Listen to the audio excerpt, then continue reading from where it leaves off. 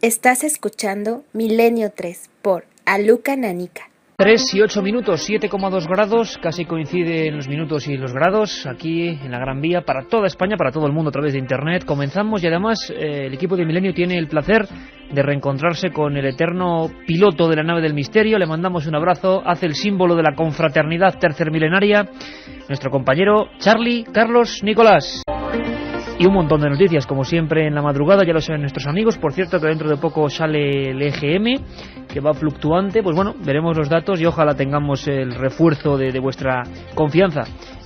Ha sido así desde el principio y nos alegramos mucho de que estéis ahí y sobre todo de la calidad de nuestra audiencia, que creo que es lo que más importa. Hay un montón de noticias, ¿verdad, Carmen? Pues sí, que muchas, por desgracia, ante todo buenas madrugadas, muchas desapariciones, muertes. ¿Por desgracia buenas madrugadas? ¿Por qué? No, buenas madrugadas y por desgracia buenas madrugadas, noticias bastante pues malas y en nuestro país, sí.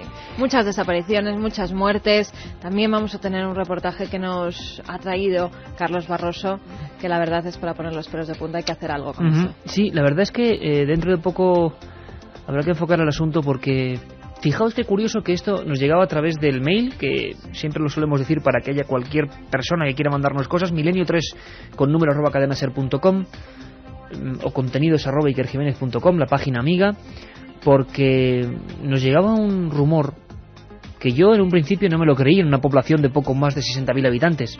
No queremos causar ningún alarmismo, por supuesto, lo que queremos saber es si tenéis más información, qué ocurre, porque el silencio es absoluto. En un lugar como Ponferrada han habido unas muertes bastante extrañas, con personas que habían desaparecido previamente.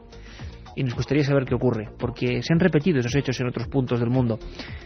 Tenemos un montón de cosas y creo que lo mejor es empezar con toda la fuerza del mundo. La otra realidad. Milenio 3 en la cadena SER. Por cierto, que no lo hemos dicho, cuando no haya una noticia, un tema muy excepcional en madrugada en el sentido de tema unitario, vamos a intentar sortear siempre el libro que ha provocado pues expectación los viernes. Por lo tanto, Carmen. Por lo tanto, vamos a sortear el libro de Contacto de Miguel Pedrero. A todos los que nos escriban 7640, palabra clave, milenio, espacio y lo que queráis. 3 ejemplares de Contacto, editado por EDAF. Ya sabéis, 7640, palabra clave, milenio, espacio y como siempre lo que queráis. Si hay algún amigo de Ponferrada que sepa o que nos dé la razón en todos nuestros hechos que vamos a contar, nos gustaría tener su versión. Todo esto comenzó, como a veces ocurre, bueno, de Internet se puede fiar uno poco, ¿no? Porque es lo que habitualmente abundan. Es muy curioso, hace poco se ha hecho un estudio, fijaos qué triste también el ser humano, ¿no? En Internet hay, de cada 10, 9 páginas son para criticar a las personas, o sea, pero en todos los ámbitos, del deporte, de la canción, del periodismo, nosotros, bueno, imaginaos cómo.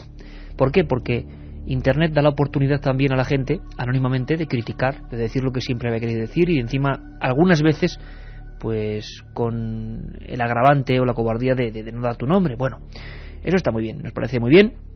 Por eso hay que andar siempre con una cautela. Nosotros nos creemos muy poquito de lo que sale en la red. Y la gente que lo crea, bueno, pues allá ella. Por eso mismo yo causé, bueno, me dije más bien, esto no sé, es una leyenda urbana, ¿no? Una de esas que nos va a contar Carmen al final del programa.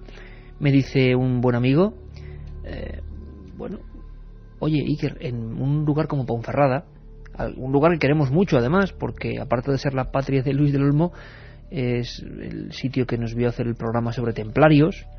Estuvimos una noche en el magnífico castillo de Ponferrada. Exacto, y un sitio apacible, normal, 60.000 habitantes más o menos, creo yo, igual algún ponferradín nos puede dar el censo. Y en los últimos días, varias desapariciones de personas de lo más diverso. Los medios de la justicia y de las fuerzas de seguridad del Estado han intentado buscarlas y han aparecido cerca de sitios de agua y muertas en extrañas circunstancias. Tan es así que me ha extrañado que la prensa, yo no sé, rastreando el tema, pues ha habido un silencio bastante grande a partir de cierto día, a partir del hallazgo del tercer cadáver. No estamos hablando de Nueva York ni de Houston, estamos hablando de Ponferrada, que puede ser toda una casualidad, una persona que se ha accidentado, alguien que se ha perdido, bueno, vale, pero vamos a ver un poco el origen de esta historia. En menos de un mes, 3 personas han desaparecido, siendo posteriormente halladas muertas en la zona del Bierzo. El último de los cuerpos, el de David Pérez Real, de 20 años, fue hallado por unos pescadores a los pies del viaducto de la carretera nacional 120, en La Barosa, el pasado domingo. El joven, que llevaba desaparecido desde el 28 de marzo, fue encontrado junto a la bicicleta en la que se le había visto montar por última vez, cuando abandonaba su domicilio en la localidad de Vilora. Pero días antes habían desaparecido otras 2 personas. La primera de ellas era una vecina de Cacabelos, Mercedes López Bolea, de 48 años, que fue vista por última vez el 7 de marzo frente a la puerta de una conocida tienda de ropa. 3 semanas después, su cuerpo era descubierto cerca del Club Náutico del Pantano de Bárcena, gracias al aviso de un joven que buscaba a otro desaparecido, Adrián Crespo, de 20 años y natural de Espinar de Tremor, cuyos amigos le vieron por última vez el 20 de marzo en un pub de Ponferrada. Su cuerpo fue hallado unos días después del de la mujer en las inmediaciones del viaducto de la Fuente del Azufre. Por el momento se desconocen las causas de la muerte de todos ellos. La mujer sí tenía un fuerte golpe en el cráneo y la policía, por el momento, no descarta ninguna vía de investigación. En un lugar no muy grande, tampoco pequeño, pero no para que ocurran estos hechos que serían alarmantes en cualquier lugar, parece el inicio de una novela negra, ¿no? Además, creo que precisamente en Ponferrada se había celebrado casi en esas mismas fechas una especie de congregación de policías hablando sobre la criminalidad. Es que es curiosísimo. Y surge esto, que puede ser un accidente, alguien que ha caído a esa zona del pantano. Es que es muy raro, son 3 cuerpos. Cuando este compañero Juan, yo no lo conozco personalmente, pero me escribía esto, creo que era Juan, yo le contesté diciendo que por favor cualquier información nos interesaba. ¿Por qué? Porque nos comentaba que se empezaban a rumorear ya en la maravillosa zona del Bierzo, mágica por otro lado, pues cosas como tráfico de órganos, grupo sectario, psico-killer, asesino en serie, muchas cosas que seguramente luego no serán cuando la policía nos descubra qué está pasando. Pero claro, los sucesos de Zamora del suicidio colectivo, la gente anda muy sensibilizada con lo que son formas criminales que se alejan de lo cotidiano. ¿Qué ha pasado en Ponferrada? ¿Qué está pasando? ¿Tenéis más información? ¿Podemos ayudar a la investigación? 7640, nos interesaría saberlo. En el Bierzo, a la sombra de esas mágicas médulas, lugar donde han ocurrido tantas cosas extrañas, ahora hay unas historias de sangre que esperemos que sean por origen natural. Ojalá. 3 personas en apenas 4 días, de diversas edades. La verdad es que es algo sorprendente. Y hablamos de más desapariciones, hablamos de una historia que no queremos hilar, por supuesto, pero ha coincidido esta semana con unas investigaciones de nuestro compañero Carlos Barroso. El programa de esta noche es para sobrecogerse con la mente del ser humano, que quizás es lo más complejo que hay. Ya os advierto que esta noche tenemos una voz de las sombras muy especial, rescatando un caso casi desconocido, me atrevería a decir, y dramático, terrible. Será después de la primera media hora. ¿Habéis escuchado alguna vez la historia de Ciudad Juárez? Me imagino. Nosotros en julio del 2003 hablábamos con forenses, con mujeres de negro que rastreaban la zona. Cientos y cientos de mujeres que desaparecen en una franja estrecha del desierto. Un desierto muy peligroso que pocas autoridades se atreven a cruzar. Muchas veces, nos contaban los testigos en aquel programa de hace 2 años ya casi, lo que aparece es una mano abierta de mujer todavía con las uñas pintadas entre las dunas del desierto. También nos contaban que en muchos de los casos se habló de sectas, de grupos que adoraban a antiguos dioses incaicos, gente absolutamente descerebrada. En ajustes de cuentas demasiado raros aparecían las mujeres con las cuencas de los ojos vacías o con un pecho amputado. Las fotografías que llegan de Ciudad Juárez son estremecedoras, son cruces con un nombre y a veces ni eso. Una simple cruz de palo porque lo que se encontró debajo de la arena era un simple esqueleto. El problema es tremendo y podemos decir que pusimos nuestro granito de arena porque hubo un montón de reportajes en prensa a raíz también y nos llamaron muchos periodistas y colegas a raíz de ese reportaje, de ese programa especial que hicimos. Contactamos con periodistas como Judith Torrea del País, enviada allí, y fue una experiencia increíble. Ahora Carlos Barroso ha vuelto sobre la historia porque lo que pensábamos que era una serie de hechos anómalos que tenían que desaparecer, no desaparecen, han crecido, han continuado. Y las hipótesis siguen siendo igual de misteriosas. Se habla de gente embozada en extraños ropajes vagando por la noche. Se habla de 1000 cosas, pero los cadáveres de mujeres continúan apareciendo. con total impunidad. Nos lo cuenta Carlos Barroso.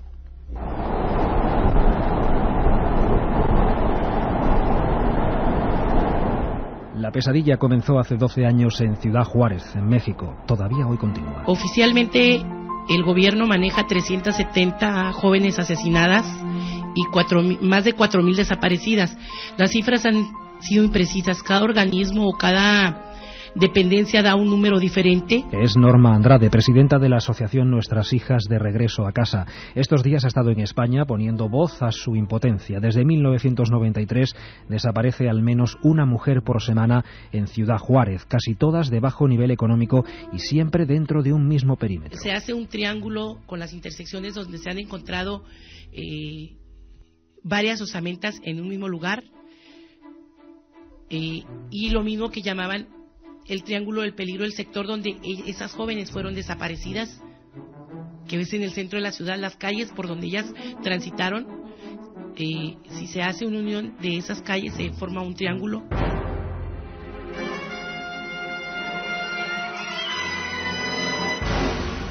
Las autoridades mexicanas aseguran que hay más de 100 detenidos en relación con las desapariciones y muertes violentas de mujeres, pero lo cierto es que los hechos se siguen produciendo y los máximos responsables continúan sin aparecer. Definitivamente nosotros creemos que es gente poderosa, gente con bastante dinero y poder político, porque no puede ser posible que haya más de 4,000 jóvenes desaparecidas, que haya más de 370 asesinadas y que esto siga ocurriendo y que la policía no encuentre a los culpables.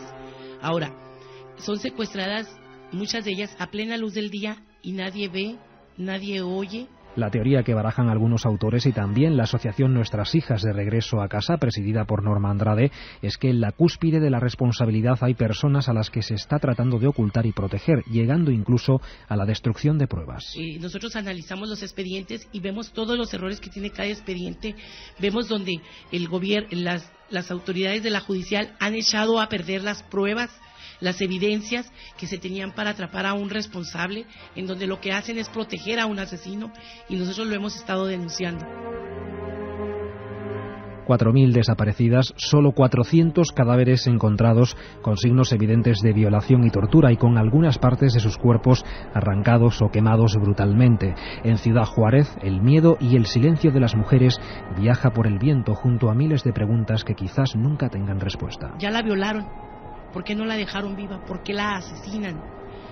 Entonces, esta es una pregunta que siempre nos hemos hecho las madres, y de acuerdo a la antropóloga Rita Laura Cerrato, ella dice que es porque este grupo de personas se unen y hacen un pacto de sangre, y al asesinar se manchan las manos todos, y es por lo que ellos mismos se protegen y no se denuncian. La otra realidad. Milenio 3. En la cadena SER. Vamos con mensajes. Ahora me abre el micrófono Carlos. Vamos con mensajes al 7640. Muchos amigos que nos escriben desde Ponferrada.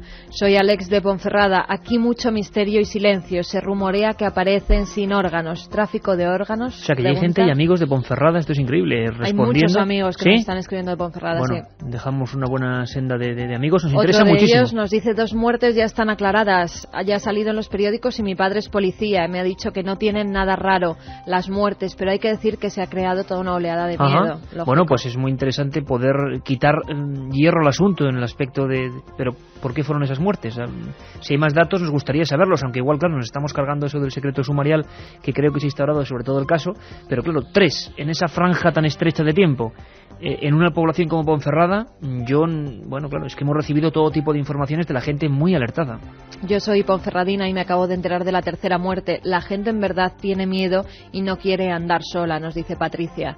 Somos 3 chicos de Ponferrada y la policía dice que no pasa nada, pero algo nos dice que algo raro está pasando en el Bierzo y no es nada bueno. Tenemos miedo.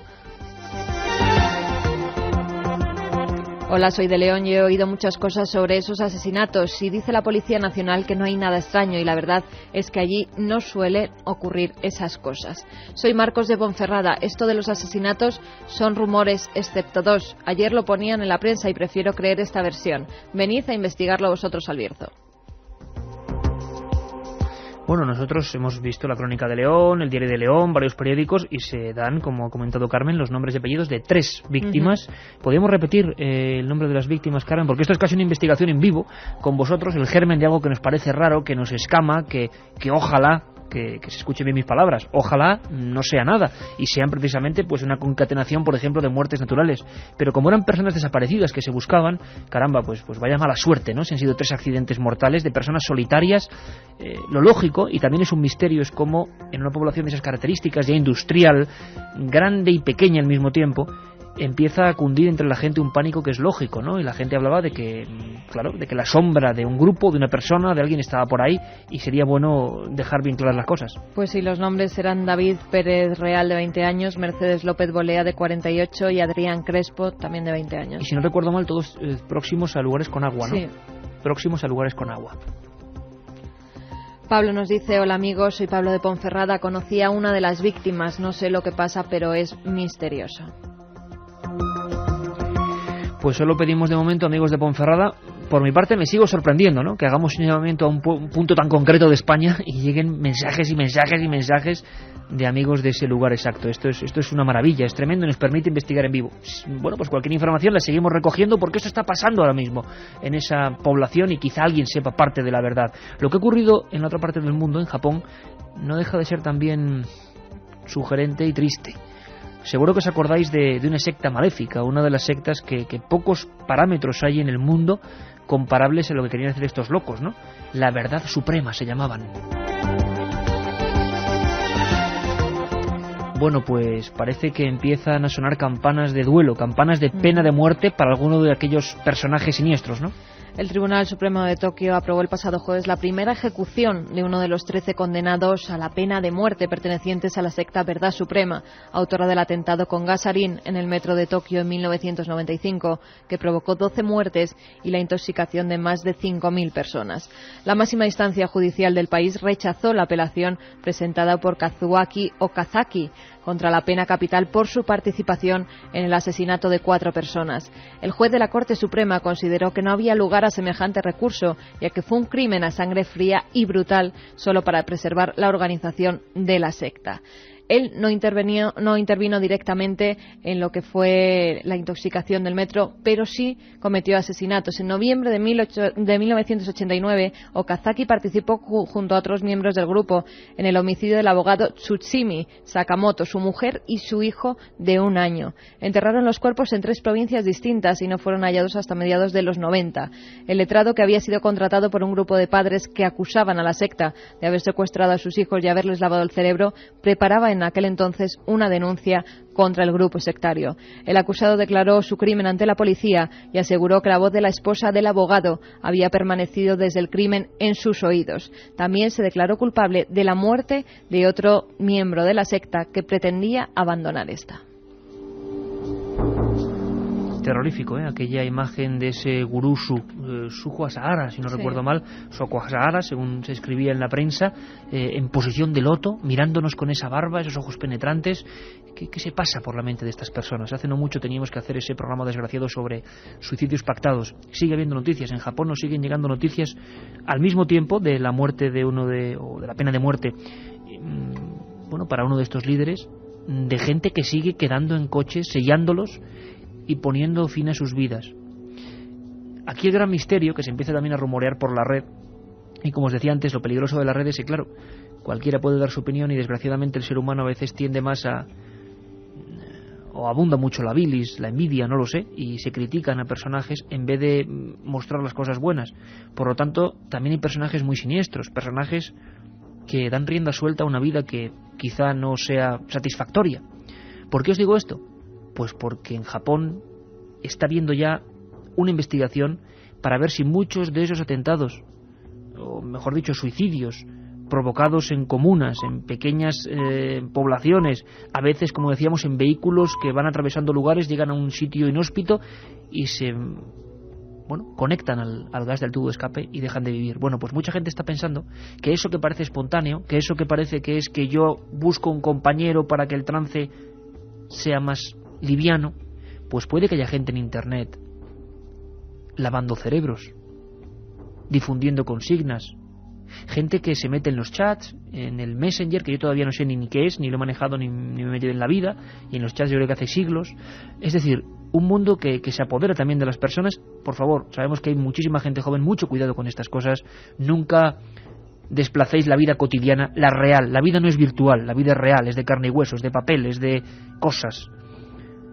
Porque estamos viendo que esto puede llegar también hasta aquí.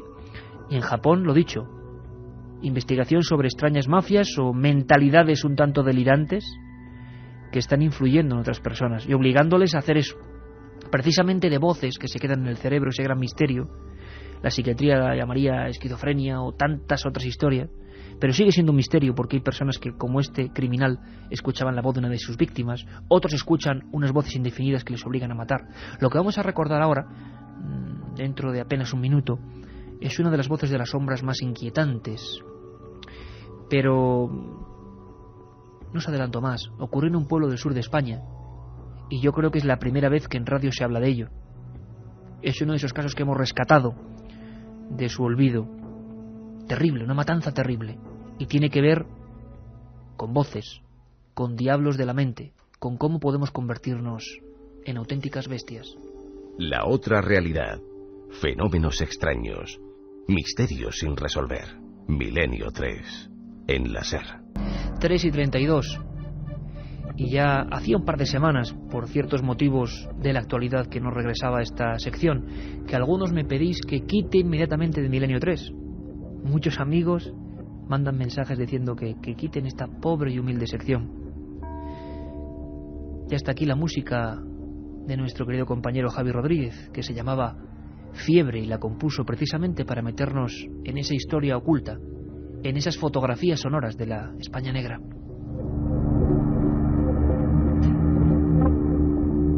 Y es que a veces una imagen, una foto, pero real, puede quedarse para siempre en nuestro cerebro.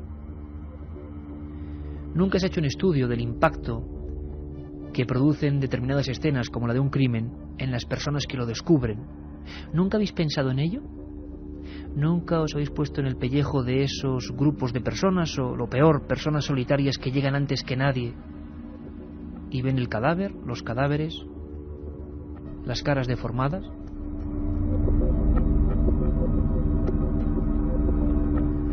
Pues después de lo que ocurrió en ese año de 1943, mes de marzo, en la provincia de Jaén, muy pocas personas pudieron conciliar el sueño. Cuentan que el primer grupo que entró en un solitario cortijo que todavía existe y se llama Cortijo del Medio, estuvieron días sin hablar, sin probar bocado, ausentes. Lo que habían visto en aquella casa era la viva imagen del infierno.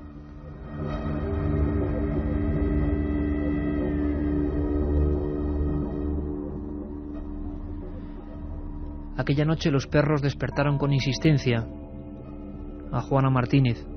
Estaban en un jergón de lana junto a sus hijos, toda la familia. Solo se despertó ella en un principio y le pareció extraño. Aquellos perros aullaban realmente en mitad de la madrugada. Mandó a uno de los mayores a que intentase descubrir el misterio. ¿Por qué todos están chillando al mismo tiempo? ¿Habrá entrado algún ladrón? El misterio no era en su propia casa, afortunadamente para ellos, era un poquito más allá, en una de esas edificaciones aisladas que permanecen entre miles de olivos, solitarias. El pueblo era Villanueva del Arzobispo.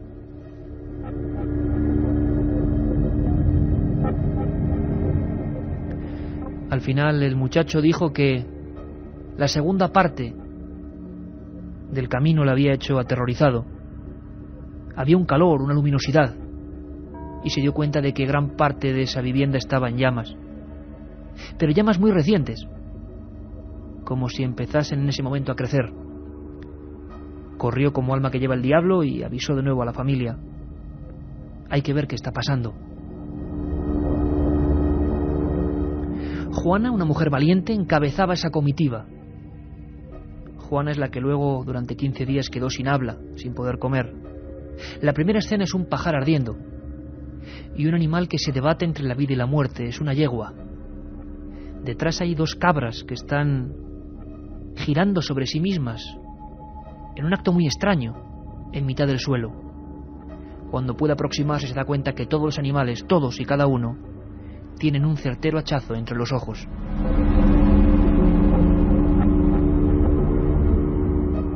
Se oyen chillidos, gritos. De repente ven una silueta. Alguien se está moviendo, sin rostro, sin cara, entre las llamas. Ella tiene un pálpito. Sabe que es su propio cuñado. Algo que nunca sabremos exactamente qué fue lo identifica. Y le grita: Juan, ¿qué estás haciendo? En el sumario escrito en Villacarrillo, pueblo próximo a Villanueva del Arzobispo, viene exactamente una frase de esa mujer. Es su descripción de lo que se encontró al acercarse a aquel individuo que aparentemente había matado a todo su ganado y había prendido fuego al pajar. En ese sumario que tengo, cuya extracción tengo aquí, dice: su expresión era la del mismo diablo, tenía la cara desencajada y sus ojos, sus pequeños ojos, daban miedo.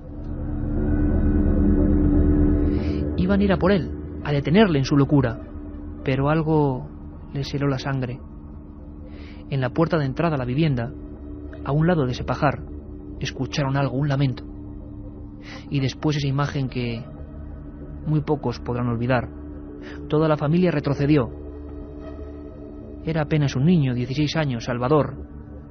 Avanzaba por el umbral de la puerta a oscuras, a gatas. Avanzaba mirando de frente. No podía ver. Los ojos, la nariz, la boca estaban llenas de sangre. Tenía la cabeza partida en 2 y todavía estaba vivo. Eso fue, como es lógico, demasiado para aquella humilde familia jienense. Corrieron muy rápido hasta el pueblo. Levantaron a muchas personas, y bien es cierto que algunas no se atrevieron a llegar hasta el cortijo maldito. Sí lo hizo el médico Atanasio Reyes, y también el juez de Villacarrillo, Ildefonso Zafra. Se armaron de valor y regresaron. El hombre, la sombra, el supuesto Juan, el hombre de los ojos diabólicos, ya no estaba. Todos los animales habían muerto, incluidos los perros que estaban aullando minutos antes. Es el médico el que decide que hay que ir a la segunda planta. Aquellos escalones crujían con la madera y con algo más. Era horrible, pero el suelo estaba cubierto de una lámina de sangre. Lo que descubren, a pesar de ser médico y juez, también les dejó sin habla. Había una cama que se estaba empezando a prender por abajo, una cama metálica. Ahí estaba una mujer, María Martínez, la esposa de ese Juan de los ojos del diablo. Tenía 5 hachazos en la cara. En los brazos, su hija Feliciana, de 4. Al otro lado, abrazada a una pierna, Josefa, de 9. Todas estaban completamente desfiguradas, y el tono gris que invadía las sábanas era la masa encefálica. El médico lo dijo inmediatamente. Fueron atacadas con gran saña mientras dormían. Ni siquiera pudieron incorporarse. Estaban reunidos, intentando inútilmente, en ese gesto que hacen los médicos, tocar el pulso de un evidente cadáver, cuando de repente escuchan algo. Otro lamento.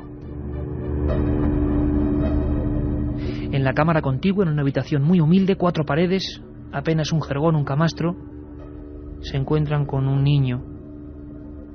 Tiene 7 años, o tenía, se llamaba Jerónimo, está decapitado.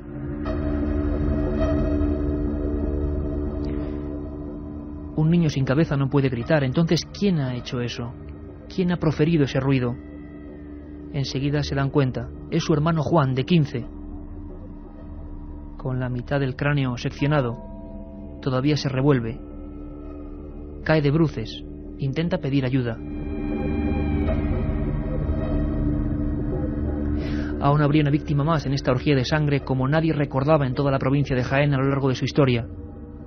Antonio, 20 años, el hermano mayor. La cabeza le pendía del cuerpo, tan solo hilada por un pellejo de piel. Cuentan que el propio juez cayó desmayado y fue rodando por aquellas escaleras por las que había subido. Sin duda aquello era demasiado, inconcebible, aquello era la casa del terror. Inmediatamente se pone en busca y captura a aquel hombre, aquel Juan, que deambulaba entre el fuego. Juan Carreño Bodoque. Se le encontró horas después, vagando solo. La espalda la tenía completamente quemada, pero no era consciente del dolor. Las palmas de las manos carbonizadas, iba como un zombi vivo, caminando con la mente borrada entre los olivos de Jaén. Cuando la atraparon, le preguntaron por qué. Él ni siquiera respondió, apenas parpadeaba, seguía un camino hacia dónde, hacia qué lugar. En las manos todavía la marca del hacha homicida que había utilizado para acabar con los 7 miembros de su propia familia, con todos los animales, y prender fuego a todos los enseres. Es como si no pudiera quedar nada de aquella familia. La autodestrucción total como nunca se había visto antes.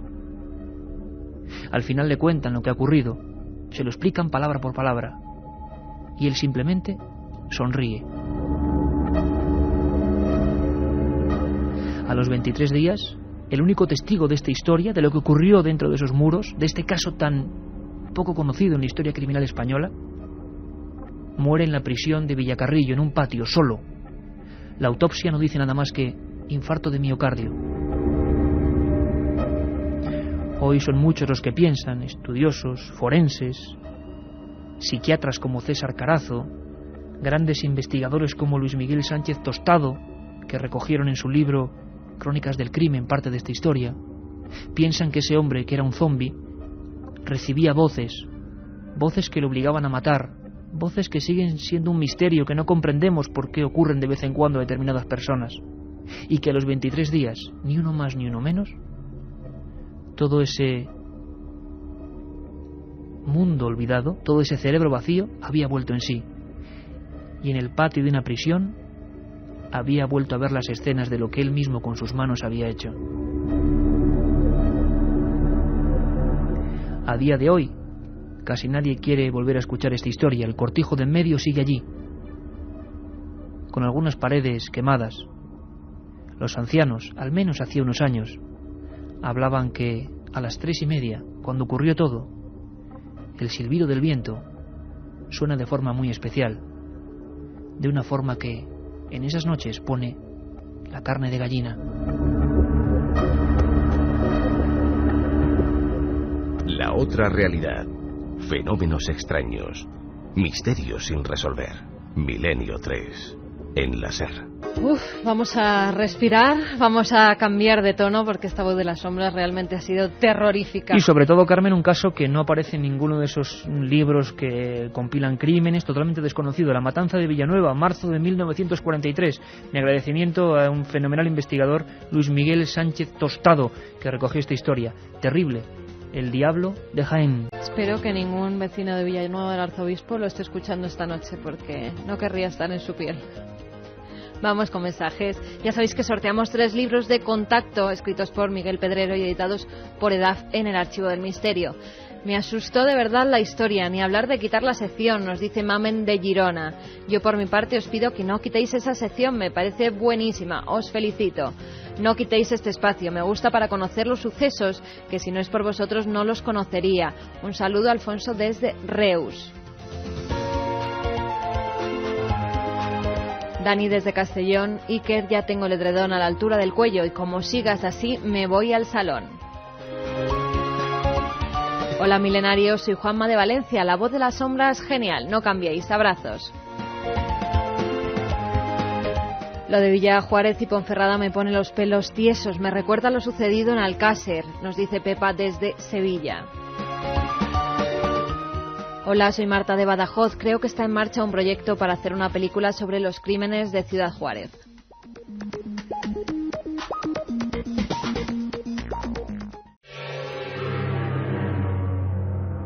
Sí, cambiamos un poco de tercio porque veo que, y eso que no he sido especialmente detallista en algunos de los terribles los amigos circunstancias. Están diciendo que la más terrorífica hasta el día de hoy. Bueno, y os aseguro que he tenido que cortar cosas porque hay algunas que son muy fuertes, muy fuertes. Por ejemplo, ese cadáver que se puso en pie casi, el de uno de los niños, ese cortijo terrorífico.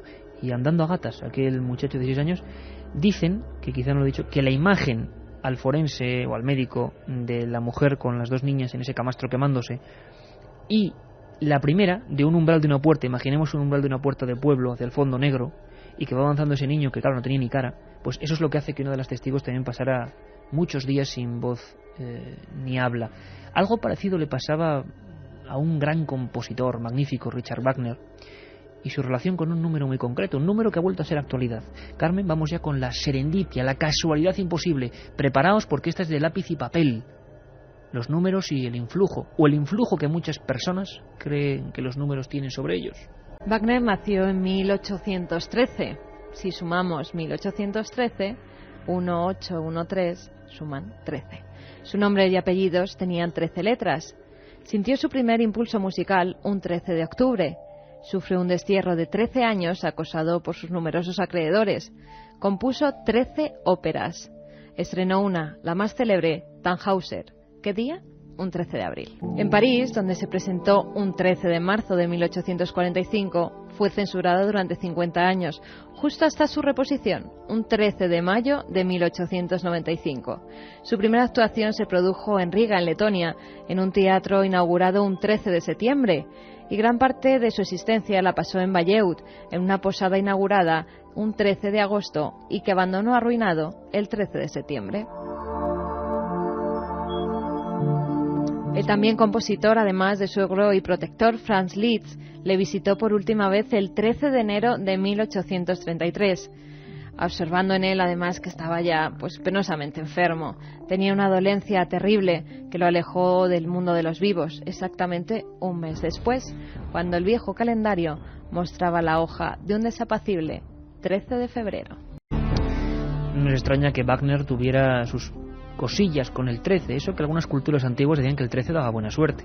Se ha hablado mucho del 13 y de su conexión con el Papa en estos días. Nosotros hemos querido insistir porque nos hemos centrado más en San Malaquías y esas historias, pero sí es cierto, y sería un buen momento, Carmen, para recordarlo muy brevemente, que sí, esa conexión no es que exista, vamos, que se están haciendo muchas cábalas con el 13, por la relación con Fátima. El Papa, lo repetimos, tenía una gran devoción por Fátima. Apariciones de Fátima, 13 de mayo de 1917, Danza del Sol, 13 de octubre de 1917, primeros interrogatorios, 13 de junio de 1917 a los niños, a los que se les obliga a mentir en un primer momento, primera lectura del primer secreto de Fátima un día 13, 13 de mayo del 2000, lectura del supuesto tercer secreto de Fátima, donde aparece una figura del Papa pasándolo muy mal.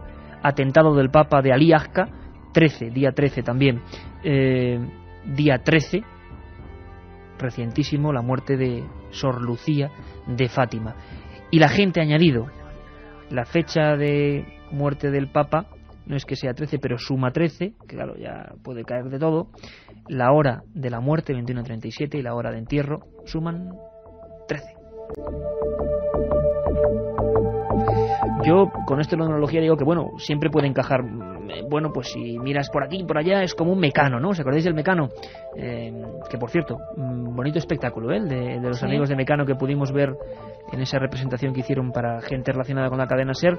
Maravilloso. La verdad es que como uno se queda hasta... Como recordaba la juventud. Sí, sí. Uno se queda hasta empequeñecido, porque eso sí que tiene mérito. Bailar, cantar, interpretar, no hablar por la radio, al menos como lo hacemos nosotros. Como hacen otros sí, pero nosotros no mucho. Así que con ese Mecano se pueden componer números de todo tipo.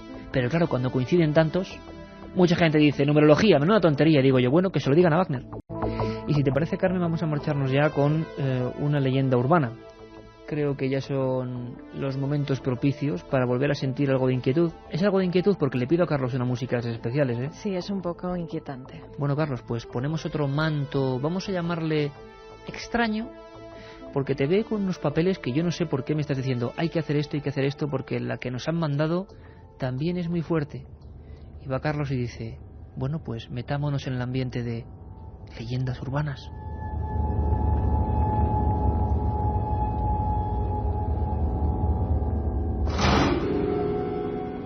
Esta historia nos la manda Ana de Alcorcón y nos dice: esta historia le pasó a la hija de unos amigos de mis padres. En Cienpozuelos hay un famoso manicomio en el cual están internos con todo tipo de problemas mentales los individuos más peligrosos de España. Un sábado por la tarde comenzó a correr el rumor de que uno de ellos se había escapado del centro, un loco de los más trastornados y sangrientos. Esa misma noche, una pareja de un pueblo vecino se disponía a volver a casa después de haber estado cenando y tomando unas copas con sus amigos. A un par de kilómetros, el coche se les quedó sin gasolina, por lo que tuvieron que detenerse en el arcén de la carretera. Salieron del coche en busca de alguien que les acercara a la gasolinera más cercana, pero a esas horas de la madrugada no pasaba un alma por la zona. El chico decidió que lo mejor era que ella se quedara en el coche mientras él caminaba hasta el puesto de gasolina más cercano. A la chica no la hizo mucha gracia quedarse sola, pero su novio la convenció y tras cerrar todos los pestillos del vehículo, comenzó el camino. Para entretenerse puso la radio. Estaba buscando una emisora musical cuando de repente escuchó la noticia de que un demente muy peligroso se había escapado del manicomio de Cienpozuelos. Habían pasado ya 2 horas y el novio aún no había regresado. Comenzó a ponerse muy nerviosa y a mirar a través de las ventanillas para ver si llegaba.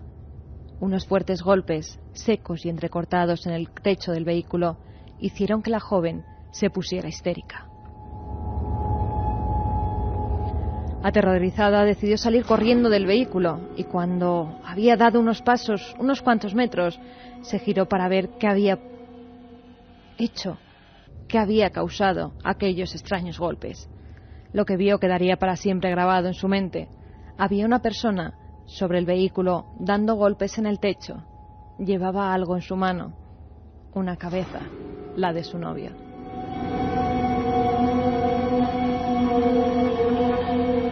Milenio 3. Periodismo de lo desconocido. En la SER.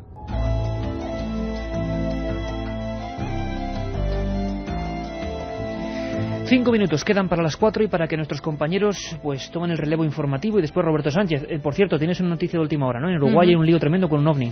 Pues sí, que la Fuerza Aérea Uruguaya investiga la aparición en el cielo de un extraño objeto luminoso que alarmó a los vecinos de la localidad de Colonia y a las tripulaciones de 2 aviones comerciales que volaban sobre el Río de la Plata. Los primeros en avisar sobre lo que estaban observando fueron los pilotos de un avión de carga de la compañía alemana Lufthansa que se dirigía a Dakar. El piloto José Luis Biglioni, a las 3:50 de la madrugada del pasado lunes, informó por radio que había visto un objeto que se movía de abajo hacia arriba, que en un principio le pareció un misil lanzado desde tierra. Esa nave tenía detectores de misiles y en la carlinga se les encendió la alarma. Minutos después, el teniente coronel Walter Alvarado, que tripulaba un avión de la compañía Aeromás, vio a su lado izquierdo un fuerte resplandor que se reflejaba en las aguas del Río de la Plata. Los radares, es lo curioso, de los aeropuertos de Carrasco y Ezeiza no detectaron ningún eco y además numerosas personas llamaron a las fuerzas de seguridad tras observar una gran luminosidad y escuchar una explosión. La Comisión Receptora Investigadora de Denuncias OVNI de la Fuerza Aérea Uruguaya ha abierto una investigación para esclarecer qué es lo que se observó aquella noche. Pues si os parece, conectaremos e investigaremos el asunto con gente en Uruguay para saber de este último caso que parece un Manises a la uruguaya. Ahí arriba siguen, no sabemos qué, pero siguen pasando cosas. Acabamos con los mensajes, Carmen, antes de que me digas nada. Mucha gente que nos pregunta por ese programa de televisión, que a veces casi coincide con nosotros. Y que nos dicen que creían que Fran era más mayor, pero que lo vieron muy joven. No, Fran es un bueno, jovenzuelo. tiene 58 años, pero se conserva muy bien. En Formol. Ahí estaba Fran Contreras, claro que sí. Y hablaban de una casa donde pasaban cosas raras. Esa casa pues también fue visitada por Raúl Ruiz y por nuestro webmaster y querido amigo Guillermo León. No les pasó nada. Lo que pasa es que hay gente que tiene mucha suerte, que siempre que va a los sitios pasan cosas, con lo cual nos alegramos mucho. Hay gente que hasta cuando hace cualquier historia en cualquier sitio, surgen cosas. Y eso es, bueno, pues es un don. A nosotros, pues no tenemos esa suerte. Hemos ido a un montón de sitios supuestamente encantados, ¿sí? Pero en poquitos hemos sentido algo. Tal vez somos demasiado críticos. No lo sé, no te pongas así, no lo sé. Vamos con mensajes. Raúl de Barcelona, esta historia, la leyenda urbana, la había escuchado y me puso los pelos de punta. Ni ovnis ni fantasmas, lo que da miedo de verdad es el ser humano. Yo estoy de acuerdo. Santi desde Elda. Por favor, no quitéis la sección, si no las noches de trabajo no serían lo mismo. Habría que hacer la ronda. Viva el Marvi, nos dice Chon desde Asturias. Mis padres son de Villanueva del Arzobispo y crecieron en un cortijo. No conocía la historia. Estoy conmocionado. Es que muy poca gente la conoce. Nos lo decía Tony desde Barcelona. Menuda historia. Hoy no pego ojo. Nacho desde Zaragoza. Qué horror la historia de La voz de las sombras de hoy. Unos hechos espeluznantes y las imágenes que evocan nauseabundas. Sí. Qué horror y qué pena. Y en España, auténticos diablos humanos y un caso no muy conocido. Vamos con los ganadores, Carmen, los 3 ganadores. Sí, que voy a dar una recomendación al final porque, mira, pues porque me da la gana. Pues y los porque... 3 ganadores son Lucas de Almería, que nos decía: no podemos hacer nada desde España porque la policía intervenga en lo de Ciudad Juárez. Sonsoles, yo conocía esa leyenda urbana, pero me contaron que pasó en un bosque de Valencia. Y Esteban, que nos decía: Iker, no puedo con La voz de las sombras. Entre tu voz y esa música me acongojo vivo. Lo he dicho, a ver, que quitarla. Tantas ¿Por qué no peticiones. haces la de la mano de la lechera? Sí, pues venga, tomo nota. Nos vamos. Digo que dentro de nada, ferias del libro, historias que tienen que ver con los libros, muchos libros buenos. Os recomiendo uno pues porque es de un amigo y es genial. Una historia de la guerra civil que no va a gustar a nadie, de ese maestro llamado Juan Eslava Galán. ¡Qué maravilla de libro!